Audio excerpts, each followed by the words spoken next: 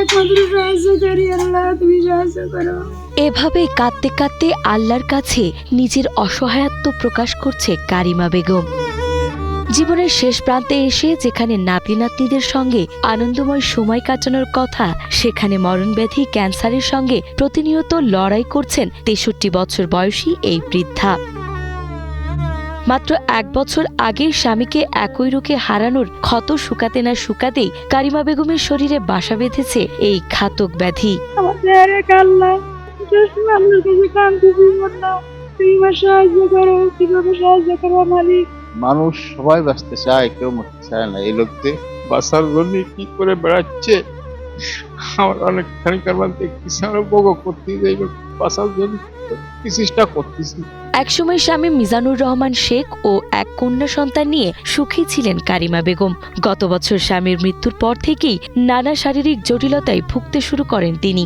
এরপর পরীক্ষা নিরীক্ষার পর ধরা পড়ে তার শরীরে মরণব্যাধি ক্যান্সার বাসা বেঁধেছে। ইতিমধ্যে খুলনা মেডিকেল কলেজ হাসপাতাল থেকে তাকে 6টি কেমোথেরাপি দেওয়া হয়েছে। চিকিৎসকদের মতে পুরোপুরি সুস্থ হতে হলে তাকে দ্রুত আরও 25টি রেডিওথেরাপি ও 5টি কেমোথেরাপি দেওয়া প্রয়োজন। কিন্তু গত 3 মাস ধরে টাকার অভাবে তার এই অতি জরুরি চিকিৎসাও পুরোপুরি বন্ধ হয়ে আছে। আমার ক্যান্সার হয়েছে, আমার স্বামীও গত বছর ক্যান্সার হয়ে মারা গেছে। 10 টাকা দিছে গ্রাম থেকে, সবার কাছ থেকে চাইছি, হাসপাতাল পাঠাইছে। এভাবে আমি একটুখানি চিকিৎসা হয়েছি, আর পরে আমি বেশ কিছুটা সুস্থ দিকে আল্লাহ মারে নিছে। এখন আমি টাকার জন্য চিকিৎসা দিতে পারতেছি না, আমার জায়গা জমি কাছে আর কোনো জায়গা জমি নেই। বর্তমানে এই অসহায় নারী বাগেরহাট ফকিরহাট উপজেলার ভবনা গ্রামের স্বামীর রেখে যাওয়া সামান্য ভিটাতেই বসবাস করেন। তার একমাত্র মেয়ের পরিবারও অত্যন্ত দরিদ্র হওয়ায় মায়ের চিকিৎসার বিশাল ব্যয়ভার বহন করা তাদের পক্ষেও পাহাড় সম বাধা হয়ে দাঁড়িয়েছে। নিজের জীবন বাঁচাতে এবং পুনরায় সুস্থ জীবনে ফিরতে এখন এক গ্রাম থেকে অন্য গ্রামে মানুষের দ্বারে দ্বারে ঘুরে সাহায্যের আকুতি জানাচ্ছেন কারিমা বেগম। ওর স্বামী মারা গেছে ক্যান্সার হয়ে, আর ওরও ক্যান্সার হয়েছে। ওর ছেলে মেয়ে, একটা মেয়ে আছে, আর ছেলে মেয়ে হয়নি।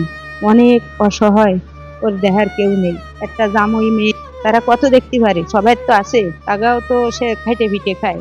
এখন জায়গা জমি তো নাই ওনার, ওনার মাত্র একটা মেয়ে, তা বিয়ে দেওয়া, ওনার দেখার মতো আর কেউ নাই। ইতিমধ্যেই এলাকাবাসীর সহায়তায় কিছু টাকার বন্দোবস্ত হলেও প্রাথমিক চিকিৎসায় তা শেষ হয়ে গেছে। এই অবস্থায় পরবর্তী যা বিপুল পরিমাণ অর্থ প্রয়োজন তা সাধারণ গ্রামবাসীর পক্ষে জোগাড় করা আর সম্ভব হচ্ছে না। চিকিৎসার অভাবে শয্যাশায়ী কারিমা বেগম এখন সমাজের বৃত্তবান, মানবিক সংগঠন এবং সরকারের সামান্য সহানুভূতির অপেক্ষায় পথ চেয়ে আছেন।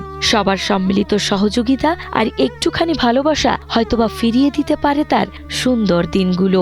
আমার মা নেই, বাবা নেই, আমার ভাইও নেই, স্বামীর ছেলেও কেউ নেই। আপনারা আমার পাশে দাঁড়ান। বর্তমান সরকার তারেক জিয়াউর রহমানের কাছে আমার আকুল আবেদন থাকলো, আমার জন্য আপনি চেষ্টা করেন আমার চিকিৎসার জন্য। সবার কাছে আমি আকুল ভাবে আবেদন করি এবং বর্তমান সরকার যে আছেন ওনারকেও বলি যে এই মহিলার জন্য আপনারা কিছু করেন, যে সাহায্য সহানুভূতি করে জীবনটা ফিরে হয় নাকি।